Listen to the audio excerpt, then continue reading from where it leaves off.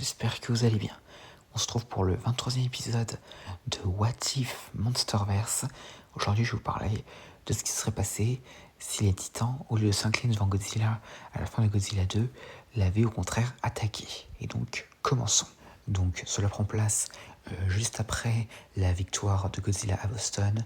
Donc, il vient de tuer Ghidorah avec l'aide du sacrifice de Mothra et d'Emma Russell. Et donc, Godzilla se retrouve face aux titans qui ont pu arriver. Donc Scylla, Behemoth, Methuselah et Rodan. Cependant, au lieu de s'incliner, ils se montrent hostiles car en effet, ils sont toujours sous les ordres de Ghidorah, malgré sa mort. Mais Godzilla, bien que sortant tout juste d'un combat, se tient prêt. Et pendant ce temps, Monarch, donc Mark, Madison, Elaine Chen et tout, observent tout ça. Donc Scylla attaque en première, tandis que Methuselah attaque par derrière, et Behemoth, bien qu'hésitant, étant donné que les deux étaient alliés par le passé, lui donne des coups de défense. Mais Godzilla, bien que sortant tout juste du combat avec Ghidorah, réussit quand même à résister, et Scylla fut la première à mourir. Malgré ça, Godzilla est quand même blessé, et donc du coup, il battit en retraite.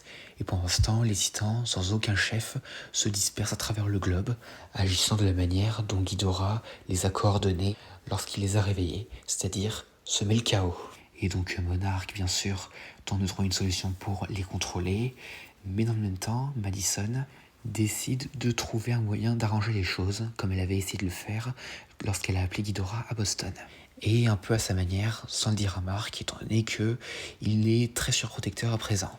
Et donc, dans les années qui suivirent, Godzilla resta assez en retrait, étant donné que ses blessures ne sont pas encore totalement guéries. Et d'ailleurs, il a dû s'installer un peu plus rapidement dans l'ancien endroit où il avait été chassé par le rival. Et comme dans Godzilla Dominion, il dut chasser Tiamat avant de s'installer. Mais une fois rétabli, Godzilla décida de traquer les titans rebelles. Mais même si Godzilla réussit à soumettre et parfois à tuer quelques titans, il provoque néanmoins des ravages. Et dans le même temps, Apex Cybernetics avait commencé à créer leur Mechagodzilla pour combattre les titans. Mais étant donné que Godzilla est prêt et sur leur chemin, ils se disent qu'ils devraient peut-être aussi l'éliminer étant donné qu'il provoque des ravages.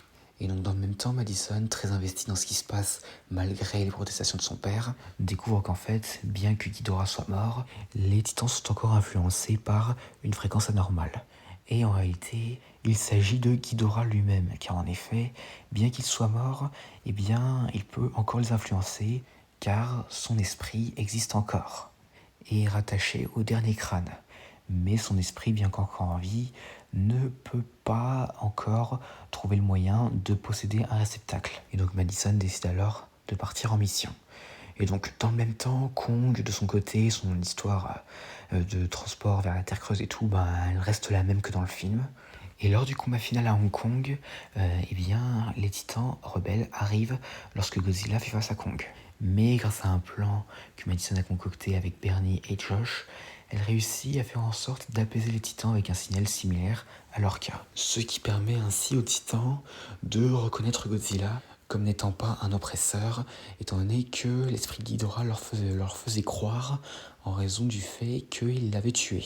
Et finalement, comme dans le film, Mechagodzilla s'active et le résultat reste le même. Mais les titans, bien que calmés, ne s'inclinent toujours pas vraiment devant Godzilla. Enfin, tous, sauf Behemoth, qui a maintenant le cœur net que Godzilla, et lui sont bien du même camp. Et après ça, les titans sont un peu perdus, car leur hiérarchie est fragmentée. Et du côté de Kong, dans la Terre creuse, là, rien n'a bougé, c'est la même chose. Et comme dans le film, Scar King se réveille, et son armée part immédiatement.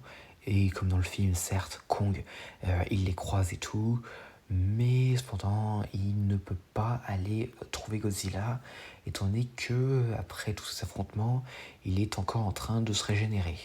Car là, il en a bavé. Et donc du coup, Kong, un peu désespérément, part à la recherche de Godzilla, mais cela donne du temps à Scar King pour trouver l'entrée menant à la surface. Et donc du coup, Scar King arrive à la surface. Et en voyant tous les titans désordonnés et tout, il réussit à en manipuler certains en les battant au combat ou en les capturant. Un peu de la même manière qu'il l'avait fait avec Shimo. Mais dans le même temps, Jia réussit quand même à donner des conseils à Kong et à certains grands singes comme Suko qui ne supportent pas la tyrannie de leur oppresseur. Et Godzilla de son côté, une fois prêt, arrive et avec l'aide de Mothra fraîchement ressuscité, comme dans le film, il s'allie à Kong et donc ensuite, comme dans le film, ils partent combattre Scar King et Shimo. Et encore une fois, le résultat reste à peu près le même que dans le film. Mais cette fois, les Titans, grâce à l'intervention de Monarch, Gia, Madison et tout, s'inclinent réellement devant Godzilla, bien que certains décident quand même de rester indépendants. Et pour ça, c'est la fin de ce What If. J'espère que cette vidéo vous aura plu. N'hésitez pas à dire ça dans les commentaires et à la prochaine.